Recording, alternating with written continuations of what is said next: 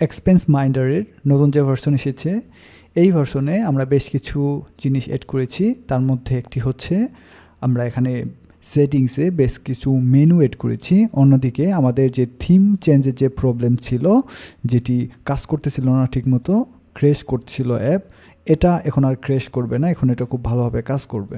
শুধুমাত্র ভাষা চেঞ্জ করার সময় পুরোপুরি রিলোয়ার্ড হবে, এছাড়া বাকি কোনো সময় পুরোপুরি রিলোয়ার্ড হবে না।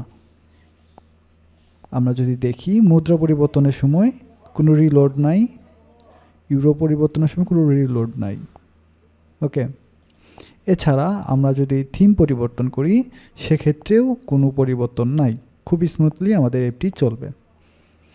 এছাড়া আমরা ছোটো ছোটো আরও কিছু বাগ ছিল যেগুলো বেস অ্যাক্টিভিটি ক্র্যাশ করতেছিল, এগুলো আমরা এবার সলভ করেছি। আপনারা ইউজ করে দেখবেন, কোনো সমস্যা হলে অবশ্যই আমাদের জানাবেন। ধন্যবাদ অ্যাপটি ইনস্টল করার জন্য।